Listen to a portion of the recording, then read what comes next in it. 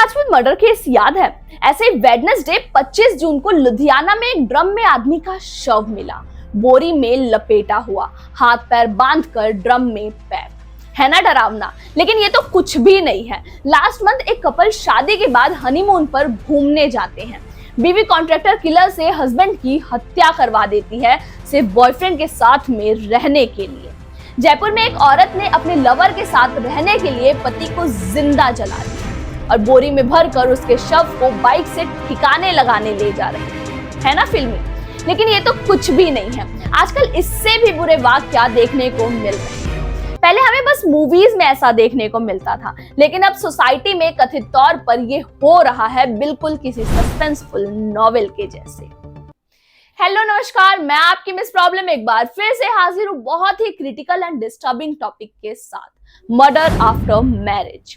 India में शादी के बाद हस्बैंड या वाइफ के मर्डर के केसेस इतने ज्यादा बढ़ गए हैं कि अब लोगों को शादी के नाम से ही डर लगने लगा है। और अगर ऐसा ही चलता रहा तो कुछ दिनों बाद हमारे देश, हमारी संस्कृति से शादी का कॉन्सेप्ट ही खत्म हो जाएगा। लेकिन सोचने वाली बात यह है कि आखिर ऐसा हो क्यों रहा है।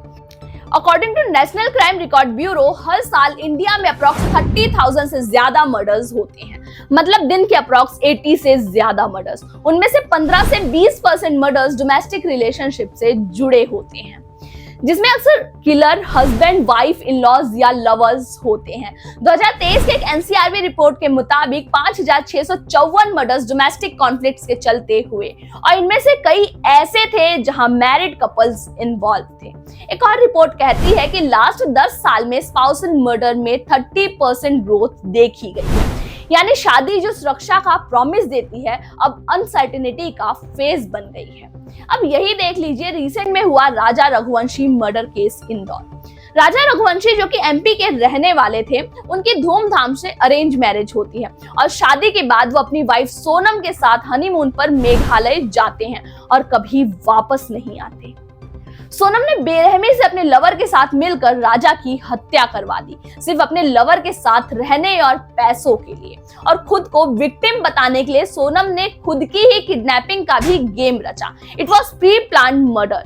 शादी के 13 दिनों के भीतर ये सब हुआ। रिसेंटली झारखंड में एक आदमी ने शराब के नशे में धुत होकर बीवी से झगड़ा किया और इसी कलह में बीवी के पेट, कमर और छाती पर चाकू मारकर कई दफा वार कर उसकी हत्या कर दी। ऐसा ही सेम केस पुणे में हुआ। पति पत्नी के बीच झगड़ा हुआ और पति ने गुस्से में आकर बीवी का गला घोंटकर उसकी हत्या कर दी। मीनल शर्मा, 2 साल हुए थे शादी को। Husband businessman. मीनल ने 3 महीने तक उसके खाने में मर्क्यूरी मिलाया ताकि डेथ को नेचुरल दिखाया जा सके, और रीजन पति की 1 करोड़ की इंश्योरेंस पॉलिसी। इसके अलावा 2025 की शुरुआत से अब तक ऐसे कई केसेस सामने आए हैं जहां पत्नियों ने शादी के तुरंत बाद कभी कॉन्ट्रैक्ट किलर से तो कभी अपने लवर के साथ मिलकर पति की हत्या करवा दी। वहीं पतियों ने कभी आक्रोश में आकर तो कभी दहेज के लिए अपनी वाइफ की हत्या कर दी, और एज यूजुअल दोनों ही पार्टनर्स मर्डर के बाद इसे एक्सीडेंटल या सुसाइड दिखाने की कोशिश करते हैं। अब सवाल ये है कि आखिर मर्डर तक बात पहुंचती ही क्यों है? There are major psychological and social reasons. First, forced और mismatched marriage। सिर्फ कुंडली मिलाने से शादी नहीं चलती, लेकिन हमारे देश में तो कई दफा प्यार के बिना सिर्फ फैमिली और सोसाइटल प्रेशर में शादियां होती हैं। जब मेंटल, इमोशनल और आइडियोलॉजिकल मिसमैच होता है तो अलग पर्सनैलिटीज जबरदस्ती जोड़ी जाती हैं और रिश्ता टूटने के बजाय खतरनाक होते जाता है। Second, extra marital affairs. Affair का सच जब सामने आता है तो गिल्ट या एक्सपोजर के डर से पार्टनर मर्डर का प्लान बना लेता है।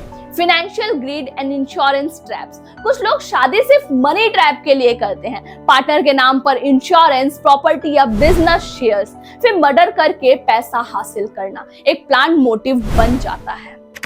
Mental health issue, anxiety, depression, anger disorder, narcissistic traits. Emotional instability का अगर टाइम पर ट्रीटमेंट ना हो तो वो क्रिमिनल बिहेवियर में बदल सकता है। डोमेस्टिक वायलेंस और रिवेंज। जब एक पार्टनर सालों तक अब्यूज झेलता है तो एक दिन वो ब्रेकडाउन या रिवेंज मोड में चला जाता है। मर्डर सिर्फ एक एक्ट नहीं होता, ये उनका फाइनल रिएक्शन होता है, जिनकी कहानी में प्यार कम प्रेशर ज्यादा रहता है। और इसी के कारण आज की यूथ में इतना डर बैठ गया है कि वो शादी के लिए रेडी ही नहीं है और फिर से ये सर्कल रिपीट होता है। पेरेंट्स और सोसाइटी बच्चों पर शादी का प्रेशर डालते हैं, बिना पर्सनल बैकग्राउंड पता किए, बिना सोचे समझे खुद की खुशियों के लिए शादी करवा देते हैं। लेकिन जब पार्टनर में नहीं बनती और चीजें आउट ऑफ कंट्रोल होने लगती है तो उसके बाद जो होता है वो अनएक्सपेक्टेड है। तो इसका सॉल्यूशन क्या हो सकता है? First, pre marriage counselling, legal and emotional both. India में शादी से पहले सिर्फ कुंडलियां मिलाई जाती हैं, लेकिन इमोशनल कंपैटिबिलिटी चेक नहीं होती है। मैंडेटरी कपल काउंसलिंग, ताकि दोनों पार्टनर समझ सकें कि वो एक दूसरे के साथ रह भी सकते हैं या फिर नहीं। और आज के टाइम पर ये इतना ही जरूरी है जितना medical test. Second, strong background verification. आज भी हम शादी करते वक्त सिर्फ कास्ट, फैमिली और फोटो देखते हैं, लेकिन जरूरत है प्रॉपर बैकग्राउंड वेरिफिकेशन की। Relationship history, criminal record, behavioural issue की ऑनेस्ट क्लियरिटी होनी ही चाहिए, ताकि इन फ्यूचर दोनों में से एक भी पार्टनर को प्रॉब्लम ना फेस करनी पड़े। कम्युनिकेशन एंड कॉन्फ्लिक्ट्स हैंडलिंग, छोटी छोटी बातें छुपाने से ट्रस्ट इशू क्रिएट होता है, तो कपल्स को ओपनली बात करने की हैबिट डेवलप करनी होगी, ताकि वो लड़े नहीं बल्कि शांति और समझदारी से बात करें। इससे हर छोटी बात को ईगो पर लाने से बचा जा सकता है। Fourth, legal and societal support system. Her city में फास्ट ट्रैक फैमिली कोर्ट होने ही चाहिए और हेल्पलाइन नंबर्स भी, जहां पार्टनर्स इजीली हेल्प ले सकें। Mental health awareness, anger, insecurity या एंजाइटी को नॉर्मल ना समझो। थेरेपी और इमोशनल हेल्थ को प्रायोरिटी बनाओ। Empower women and educate main. दोनों जेंडर्स को रिस्पेक्ट और कंसेंट का मतलब समझना होगा। ना कोई विक्टिम बने, ना कोई क्रिमिनल। शादी एक नया जीवन होता है, लेकिन अगर ये जीवन मौत में बदल जाए तो समाज को सोचने की जरूरत है। आज नेशनली जरूरत है एक इमोशनली अवेयर सोसाइटी की, जहां शादी सिर्फ ट्रेडिशन ना हो, समझदारी हो। पहले इस पे आपकी क्या राय है? क्या शादी से पहले इमोशनल स्क्रीनिंग होनी चाहिए? कमेंट में जरूर बताएं। वीडियो पसंद आई हो तो वीडियो को लाइक करें, ज्यादा से ज्यादा लोगों के साथ शेयर करें और ऐसी और वीडियोस के लिए अपनी मिस प्रॉब्लम को सब्सक्राइब जरूर करें। चलो अब मिलती हूँ नेक्स्ट वीडियो में फिर से किसी नए और इंटरेस्टिंग टॉपिक के साथ। तब तक के लिए bye bye, take care and thanks for watching.